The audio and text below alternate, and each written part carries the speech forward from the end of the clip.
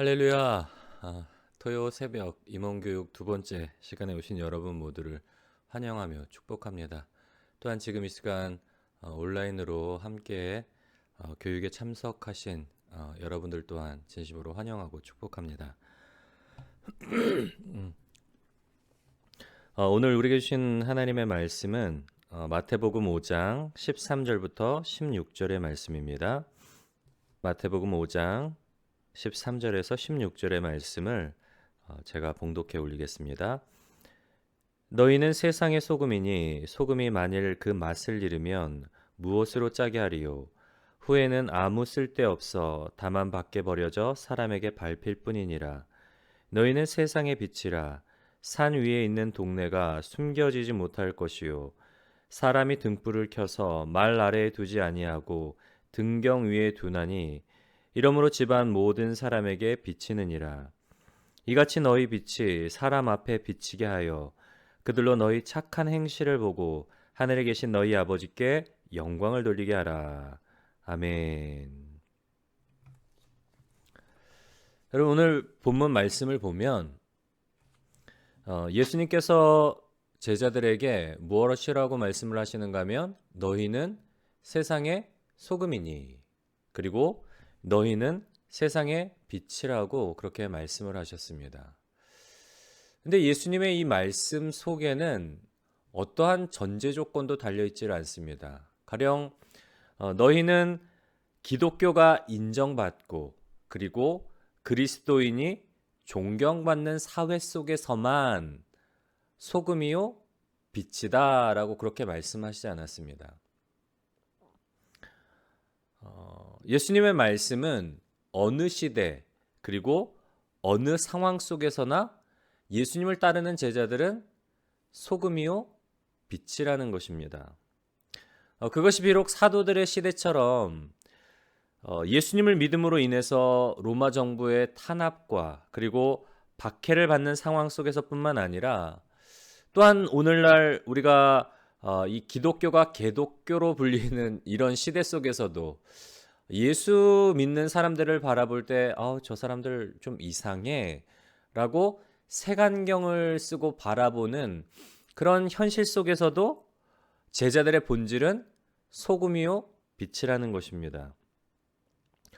오늘 토요 새벽 임원 교육 제2과의 제목을 저는 이렇게 잡아보았습니다. 제자는 세상에서 숨지 않고 눈에 띄는 그리스도인이다.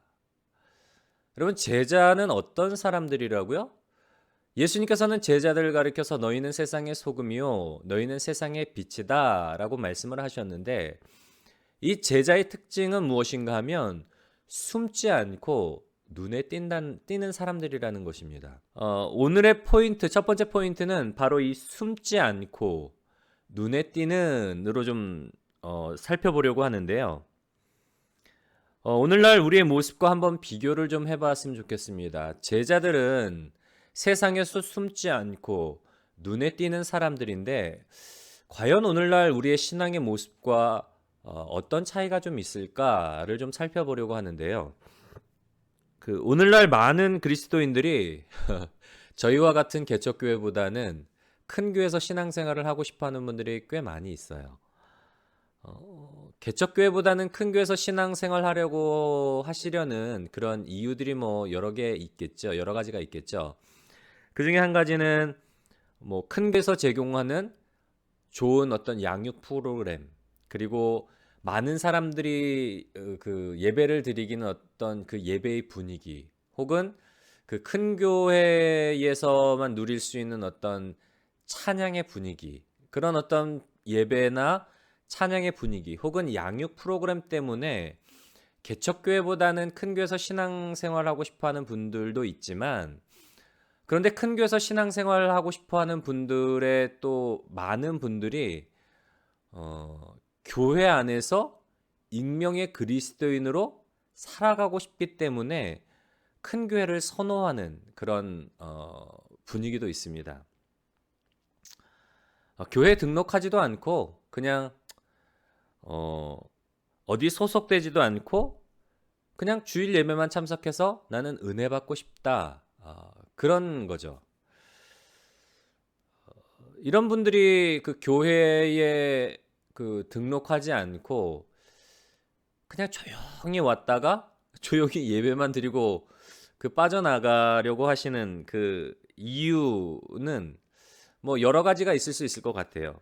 첫 번째로는 어디에 소속이 되면 내가 등록을 하고 뭐 청년부나 남선교회나 어떤 선교기관에 소속이 되면 예배에 대한 어떤 부담감, 그리고 모임 참석에 대한 부담감, 그리고 헌신에 대한 부담감으로 인해서 그렇게 익명의 그리스도인으로 지내고 싶다라고 생각할 수도 있고요. 그리고 남들에게 간섭받지 않고 그냥 조용히 신앙생활하고 싶어서 그러는 경우도 있을 수 있습니다. 혹은 이전에 어떤 관계 속에서 사람들과의 관계 속에서 상처를 받았기 때문에 또다시 그런 상처를 받기 싫어서 그래서 조용히 다니고 싶어하는 그런 경우도 있을 수가 있어요. 그런데 교회에서도 자신의 존재를 드러내지 않고 신앙생활 하려고 하는 이런 분들이 여러분 특별히 그 조직 사회 안에서 기독교에 대해서 반감을 갖거나 그리스도인에 대해서 부정적인 시각을 갖고 있는 그런 조직 안에 이런 분들이 교회 안에서 익명의 그리스도인으로 남아 있으려고 하는 이런 분들이 그런 조직 안에 있다면 과연 그런 조직 속에서 이런 분들이 자신이 그리스도임을 당당히 드러낼 수 있을까요? 여러분 우리는 마태복음 10장 32절부터 33절의 말씀, 예수님의 말씀을 좀 기억해야 되는데요. 마태복음 10장 32절부터 33절에 예수님께서 무엇이라고 말씀하시는가 하면 누구든지 사람 앞에서 나를 시인하면 나도 하늘에 계신 내 아버지 앞에서 시인할 것이요 누구든지 사람 앞에서 나를 부인하면 나도 하늘에 계신 내 아버지 앞에서 그를 부인하리라. 굉장히 좀 무서운 말씀 아닌가요? 예수님께서 그러세요. 누구든지 사람들 앞에서 나를 부인하면 나 예수님 믿지 않아요. 나 그리스도인 아니에요. 예수님을 시인하지 않으면 예수님도 하늘 아버지 앞에서 나 저 사람 몰라요. 나 저 친구 누군지 몰라요. 그렇게 반응을 보이시겠다는 거예요.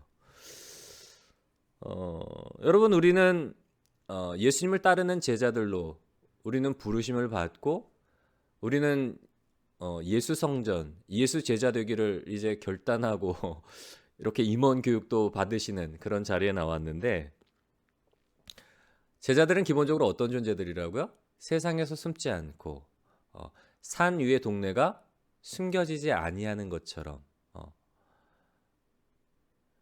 우리는 그런 존재들이라는 거예요. 세상에서 숨지 않고 드러나는 존재들. 여러분 교회 안에서도 그리고 여러분들이 몸담고 있는 조직 안에서도 예수 믿는 사람들임을 감추지 않고 당당하게 드러낼 수 있는 그런 믿음의 임원들이 되시기를 주님의 이름으로 간절히 소원합니다.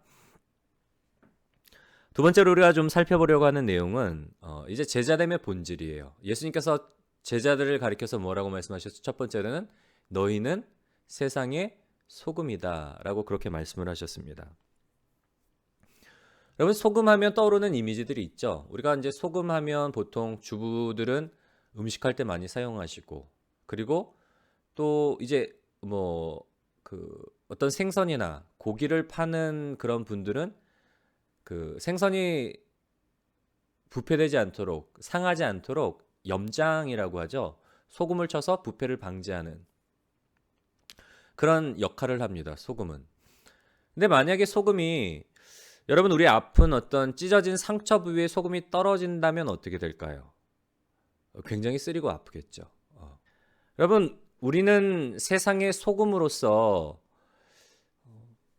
하나님께서 우리를 부르시는 하나님께서 우리를 보내신 그 어떤 조직 안에서 소금으로서의 역할을 소금으로서 살아가다 보면 자연스럽게 부딪히게 되어 있는 거예요. 부정에 대해서, 부패에 대해서, 옳지 못함에 대해서 제자로서 우리가 마땅히 어떤 제자로서의 어떤 소금으로서의 삶을 살아가다 보면 부딪힐 수밖에 없어요. 그러면 어떻게 될까요? 마치 상처 부위에 소금이 떨어졌을 때에 통증이나 아픔을 유발하기 때문에 사람들이 거부하는 것처럼, 마찬가지로 우리가 조직 안에서 또한 공동체 안에서 배척을 받는다거나 미움을 받는다거나 혹은 멸시를 받을 수 있는 그런 상황이 우리에게 일어날 수 있다는 것입니다.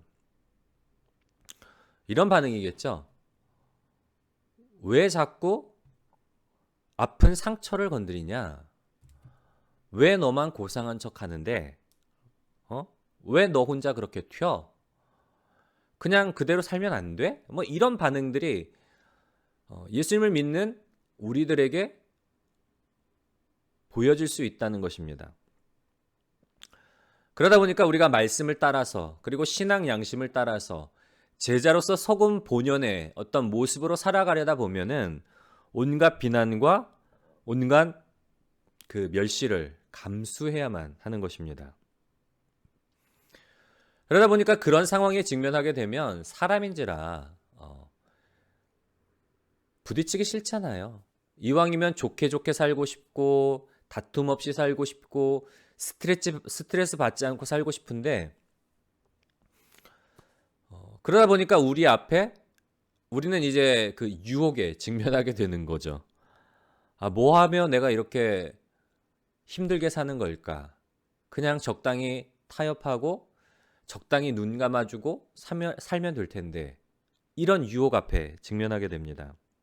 그렇다면 이런 상황 속에서 어떻게 소금의 맛을 잃어버리지 않고 제자로서의 본질을 잃어버리지 않고 우리가 타협하지 않고 희석되지 않고 살아갈 수 있을까요? 산상수훈 책 34페이지를 보면 이렇게 기록되어 있습니다. 예수님을 통해 하나님과 늘 올바른 관계에 있어야 한다. 우리가 예수님께서 우리를 보내시는 그 선교의 현장 가운데서 부르심의 자리 가운데서 사람들과 그 어울려서 살아가면서 부딪히면서 살아가면서 타협하지 않고 희석되지 않고 소금 본연으로서의 제자 본질의 삶을 살기 위해서는 무엇이 필요하다고요? 예수님 안에서 하나님과 올바른 관계를 맺어야지 비로소 본질적인 소금 본질의 삶을 살아갈 수 있다는 거예요. 저는 이 말씀을 두 가지로 조금 더 나누어서 좀 세부적으로 좀 살펴봤으면 하는데요. 예수님을 통해서 늘 올바른 관계에 있어야지 우리가 소금 본연의 삶을 살 수 있다. 두 가지로 좀 나눠 본다면 첫 번째로 이렇게 좀 해석해 볼 수가 있습니다. 이렇게 적용해 볼 수가 있습니다. 유혹의 상황 속에서 하나님을 기쁘게 할지 사람을 기쁘게 할지 생각하라. 우리가 유혹의 상황 앞에서 희석되지 않고 타협하지 않고 살아가기 위해서는 소금 본연의 모습으로 살아가기 위해서는 스스로에게 질문을 던져야 된다는 거예요. 내가 사람을 기쁘시게 할 것인지 아니면 하나님을 기쁘시게 할 것인지 스스로에게 질문을 해야 된다는 거예요. 갈라디아서 1장 10절 말씀을 보면 사도 바울이 이렇게 고백을 하고 있습니다. 이제 내가 사람들에게 좋게 하랴 하나님께 좋게 하랴 내가 지금까지 사람의 기쁨을 구하였다면 그리스도의 종이 아니니라. 여러분 사도 바울은 다메섹 도상에서 예수님을 만난 이후에 오직 예수님만 바라보고 달려간 사람이에요. 사도 바울이라고 왜 그런 유혹이 없었겠어요? 그냥 좀 편하게 살고 싶고 이전에 친하게 지냈던 동료들과 잘 어울려 살고 싶고 박해받지 않고 멸시받지 않고 편하게 살고 싶은 욕구가 왜 없었겠어요? 그러나 사도 바울은 뭐라고 고백을 하고 있다고요? 내가 사람들을 좋게 하랴 아니면 하나님을 기쁘게 하랴 내가 사람들의 기쁨을 구했다면 나는 그리스도의 종이 아니니라. 사도 바울은 오직 예수 그리스도만을 전하기 위해서 예수 그리스도만을 증거하기 위해서 사람들이 아무리 핍박하고 박해하고 멸시하고 조롱해도 예수님만을 전하는 그런 삶을 살아갔음을 우리는 볼 수가 있습니다. 우리가 제자로서 속은 본연의 어떤 본질을 유지하며 살기 위해서는 우리 스스로에게 늘 질문을 해야 돼요. 유혹 앞에서, 편하게 살고 싶은 유혹 앞에서, 타협하고 싶은 유혹 앞에서 적당히 희석되면서 그냥 적당히 어울리며 살아가고 싶은 유혹 앞에서 스스로에게 질문을 던져야 돼요. 내가 사람을 기쁘게 할 것인가? 아니면 하나님을 기쁘게 할 것인가? 여러분 스스로에게 질문을 던지시는 여러분들이 되시기를 바랍니다. 말씀을 준비하면서 예전에 봤던 동영상 하나가 생각이 나더라고요. 알쓸범잡이라는 프로그램이 있는데요. 이 프로그램 그 내용 중에 예전에 한번 그 박종철 군 고문치사 사건을 다뤘던 적이 있습니다. 제가 그 동영상을 보고 굉장히 좀 감동받았던 그 포인트가 있는데요. 여러분 박종철 군 고문치사 사건은 아마 저희 세대 혹은 저희보다 더 나이 많은 분들은 잘 아실 거예요. 굉장히 사회를 좀 떠들썩하게 했을 뿐만 아니라 이 박종철 군 이 사건으로 인해서 민주화 운동이 정말 들불처럼 퍼져나갔던 그런 도화선이 된 사건이었습니다. 이 남영동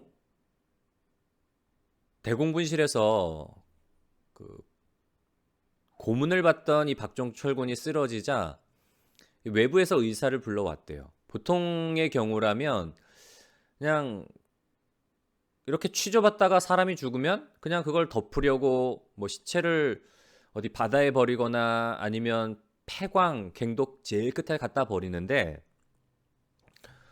근데 이때는 외부에서 의사를 불렀대요. 그 배경이, 그 이유가 뭔가 하면 당시에 이제 너무 큰 사건들이 막 빵빵빵빵 터지다 보니까 상부에서 지시가 내려왔대요. 제발 좀 이제는 좀 자중하자.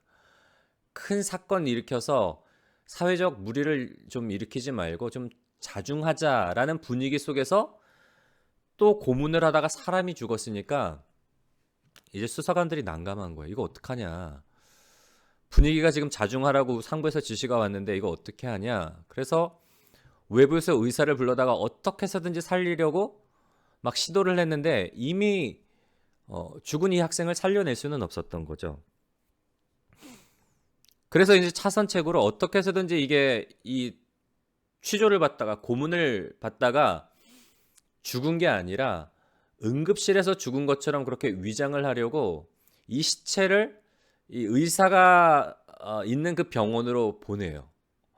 근데 이 최초에 왔던 목격자이자 거만이인 이 의사가 이 수사관들의 의도를 알고 공중전화에서 그 대공분실 안에 있는 그 공중전화에서 몰래 조용히 전화를 했대요, 병원에. 지금 곧 시체 항구가 갈 텐데 절대로 응급실에 받아들이지 말라고.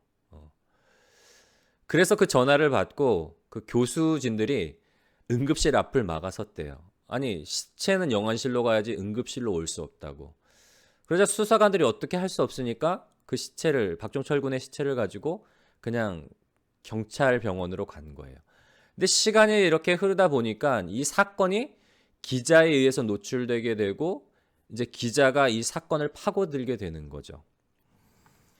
그래서 이 사건이 이제 세상에 알려지자 경찰이 이 의사에게 최초의 목격자인 이 의사에게 경찰 한 명을 붙여놔요. 다른 소리 못하도록 감시하는 거죠. 근데 이 의사를 인터뷰하려고 기자 한 명이 집요하게 이제 시도를 했는데 경찰이 붙어 있으니까 뭐 제대로 된 어떤 인터뷰를 할 수 없잖아요. 그래서 이 기자가 기지를 발휘해서 화장실 안에 숨어 있었대요. 그러다가 이제 화장실 안에 숨어 있다가 이 의사가 그 화장실에 온 틈을 노려서 인터뷰를 한 거죠. 근데 참 재밌는 건 뭔가 하면 이 의사분이 그 기자에게 사실 있는 그대로를 얘기 안 할 수도 있어요. 왜냐하면 본인이 본 것을 그대로 이야기를 하면 본인이 불이익을 당할 수 있기 때문에 뭐 붙잡혀가서 본인도 고문을 당한다거나 취조를 당한다거나 의사로부터 뭐 징계를 받는다거나 잘릴 수도 있는 그런 불이익을 당할 수도 있는 상황임에도 불구하고 이 의사가 기자에게 자기가 본 것을 그대로 이야기를 해요. 이미 내가 갔을 때는 바닥에 물이 흥건했을 뿐만 아니라 그곳에 욕조가 있었고 폐에서는 수포음도 들렸습니다. 라고 그렇게 다 이야기를 해요. 뭐 물고문을 받았다 라고 그렇게 대놓고 이야기는 하진 않았지만 자기가 본 것을 그대로 이야기를 해요. 근데 그 이야기를 종합해 보면 물고문 받다가 죽은 거죠. 그래서 이 사건이 이제 이 인터뷰 이후에 이제 온 천하에 막 다 드러나서 이 사건으로 인해서 이제 민주화 운동이 막 그 거세게 들고 일어난 그런 도화선이 되었는데요. 저는 무엇보다도 이 나중에 이 의사분의 인터뷰가 저한테 그렇게 좀 그 감동적으로 다가오더라고요.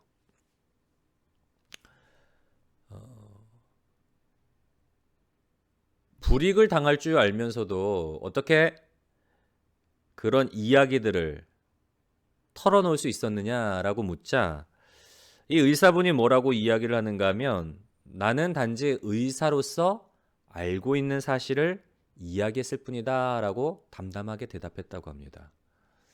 나는 단지 의사로서 내가 본 그 사실을 그냥 있는 그대로 이야기했을 뿐입니다. 여러분 굉장히 좀 도전되지 않나요?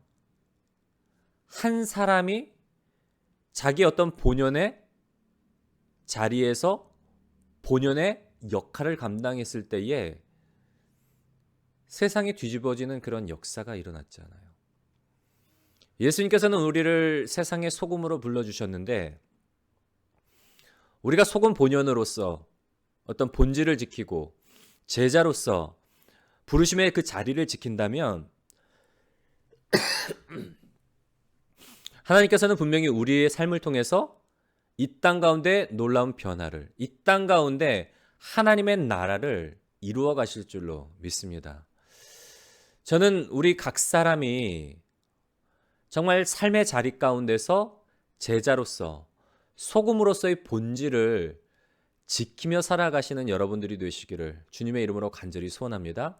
우리가 예수 믿는다는 것으로 인해서 때로는 불이익을 당할 수 있어요. 조직 안에서 내가 몸담고 있는 조직 안에서 예수 믿음으로 인해서 제자의 삶을 고수함으로 인해서 불이익을 당하고 어려움을 당할 수 있지만 그러나 여러분 타협하지 마시고 희석되지 마시고 유혹에 무릎 꿇지 마시고 소금 본연의 본질을 지키시는 여러분들이 되시기를 주님의 이름으로 간절히 소원합니다. 우리가 유혹 앞에서 소금 본연으로서의 어떤 삶을 살기 위해서는 스스로에게 질문을 던져야 된다고 말씀을 드렸습니다.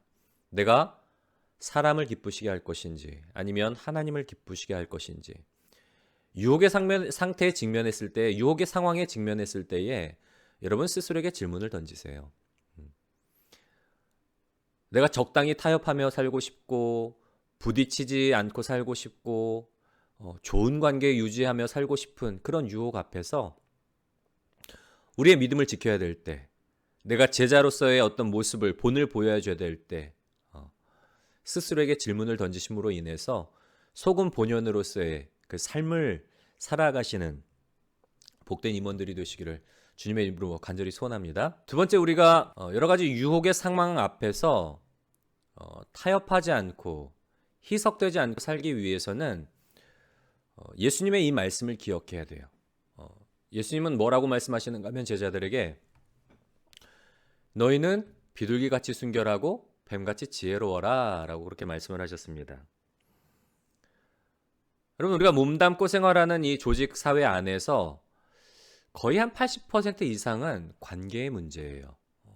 왜냐하면 사람들과 우리가 관계를 맺고 일하고 생활하기 때문에 우리가 몸담고 있는 조직 사회 안에서 일어나는 모든 일들의 한 80% 이상은 관계의 문제라고 보면 돼요. 우리가 관계를 어떻게 풀어갈 것인가, 관계를 어떻게 맺어갈 것인가. 첫 번째로는 비둘기같이 순결함이 필요해요. 좀 다른 말로 표현한다면 우리가 관계를 맺을 때에 기본적으로 모든 사람들에게 나를 좋아하고 나에게 잘해주는 사람들에게 뿐만 아니라 내가 정말 좀 거리끼고 나에 대해서 조금 부당하게 대우하는 그런 사람들에게 있어서조차 모든 사람들에게 사랑으로 우리가 대해줄 필요가 있다는 거예요. 왜냐하면 그리스도인이기 때문에. 너희가 사랑함으로 말미암아 너희가 내 제자인 줄 알리라. 예수 믿는 사람들만 사랑하는 게 아니라 교회 안에 믿음의 사람들, 믿음의 공동체에 속해 있는 사람들만 사랑하는 것이 아니라 내가 몸담고 있는 조직 안에 있는 모든 사람들도 우리가 관계를 맺을 때에 예수 그리스도의 사랑으로 사랑해 줘야 되는 거예요. 사랑으로 대할 뿐만 아니라 두 번째로 우리에게 요구되어지는 부분은 뭔가 하면 뱀같이 지혜로워라. 관계 속에서 여러분 지혜가 필요해요. 나를 좋아하고 나에게 호감이 있고 나에게 잘해주는 사람에게는 그럴 필요가 없다고 해야 될까요? 그렇게 신경 쓰지 않아도 되겠죠. 왜냐하면 기본적인 호감이 있기 때문에. 근데 문제는 뭔가 하면 나와 관계가 껄끄러운 사람들이에요. 이런 사람들과의 관계에 있어서는 여러분 지혜가 필요해요. 사랑으로 대해주지만 그런데 관계 속에서 큰 충돌이 일어나지 않도록, 마찰이 일어나지 않도록, 더 악화되지 않도록 어떤 지혜가 필요하단 말이에요. 우리가 조직 안에서 소금 본연으로서의 삶을 살아가기 위해서는 두 가지가 필요하다는 것. 첫 번째는 유혹의 상황에 직면했을 때 내가 사람에게 좋게 할 것인지 하나님을 기쁘시게 할 것인지 스스로에게 질문을 해야 되고, 그리고 관계 속에서 예수님의 말씀처럼 비둘기같이 순결하고 뱀같이 지혜로울 필요가 있다는 것. 우리가 소금의 본연으로서의 삶을 살아가기 위해서는 예수님 안에서 하나님과 바른 관계에 있어야 될 뿐만 아니라 이 두 가지, 이 두 가지를 늘 스스로에게 질문하고 스스로에게 점검함으로 인해서 우리가 생활하고 있는 조직사회 안에서 소금 본연으로서의 제자의 본질을 고수함으로 인해서 여러분이 몸담고 있는 그 조직사회가, 여러분이 몸담고 있는 속해 있는 사회가 여러분으로 말미암아 변화되어지는 역사가 일어나게 되기를 주님의 이름으로 간절히 소원합니다. 세 번째로 우리가 좀 살펴보려고 하는 내용은 예수님께서는 그 제자들에 대해서 너희는 세상의 소금이다 라고 말씀하셨을 뿐만 아니라 너희는 세상의 빛이라고 그렇게 말씀을 하셨어요. 여러분, 제자들은 소금이면서 동시에 빛인데요. 빛에 대해서 한번 좀 우리가 좀 이미지를 좀 떠올려 보았으면 좋겠습니다. 지금 이 방이 굉장히 좀 어두운데 어두운 방에 창을 통해서 빛 한 줄기가 싹 비쳐 들어오는 거예요. 그러면 그 빛이 싹 들어오는 그 모습을 보면 빛 가운데, 빗줄기 가운데 떠 있는 미세한 먼지들까지 다 보여요. 그리고 책에 있는 내용들을 본다면 그 빗줄기가 들어올 때에 아무리 어두운 장소, 아무리 슬램과 아무리 막 오염된 장소라도 그 더러움과 그 혼탁함과 그 부패로 인해서 이 빗줄기를 타락시킬 수 없다는 거죠. 어둡게 만들 수 없다는 거죠. 왜냐하면 빛이기 때문에. 그리고 우리가 아무리 더러운 손으로 이 빗줄기를 움켜잡는다고 해도 이 빗줄기는 결코 더럽혀지지 않는데요. 왜냐하면 빛이기 때문에. 예수님의 제자들도 마찬가지입니다. 성령에 의해서 거룩하게 된 사람들은 결코 더럽혀질 수 없다라고 그 책에 기록되어 있습니다. 여러분, 너희는 세상의 빛이다. 이같이 너희 빛을 사람들 앞에 비치게 함으로 인해서 믿지 아니한 자들이 너희의 그 선한 행실을 보고 하나님께 영광을 돌리게 하라 라고 오늘 산상수훈에서 예수님께서는 말씀을 하고 계신데요. 빛된 삶이 과연 어떤 삶일까? 저는 말씀을 준비하면서 한 만남이 떠올랐는데요. 제가 임마누엘 교회 부목으로 있을 때 케냐 선교사님을 임마누엘께서 지원을 하고 이제 후원을 했는데, 한 번은 이제 케냐에서 필요한 물건들을 선교사님이 컨테이너로 준비를 해서 보내는 그런 작업을 했던 적이 있었습니다. 현지에서 필요한 어떤 물품들을 구매를 해서 그것을 이제 컨테이너에 담아서 선교지로 보내는 그런 작업을 하려고 이렇게 막 모여서 일을 하고 있는데, 어떤 여자 한 분이 그 케냐 그 남편 선교사님 말고 아내 선교사님을 찾아오신 거예요. 그분을 좀 뵙고 싶은데, 여자 선교사님을 좀 뵙고 싶은데 어디 가면 볼 수 있냐? 이제 한국에 들어오셨다는 소식을 듣고 그 여자 선교사님을 뵙기 위해서 찾아오셨는데, 이분이 선교사님을 찾아왔을 때 굉장히 인상 깊었던 건 뭔가 하면, 이분의 얼굴이 굉장히 아름다우신 거예요.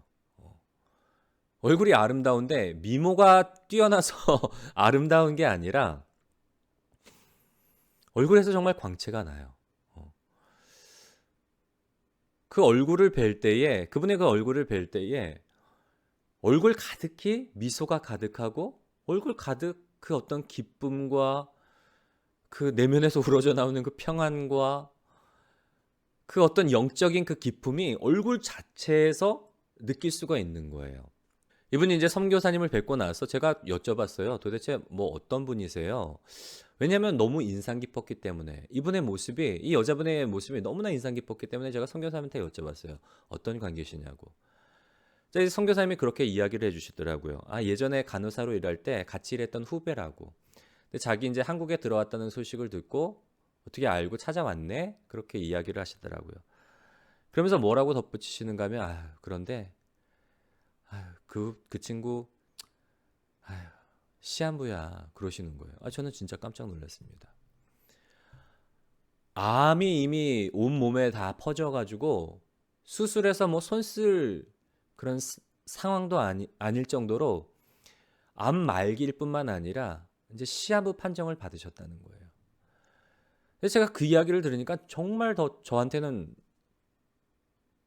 큰 충격인 거죠.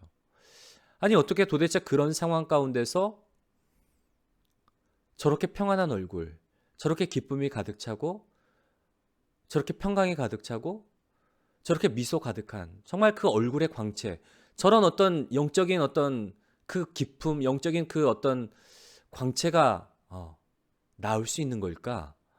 저는 정말 큰 충격이었어요.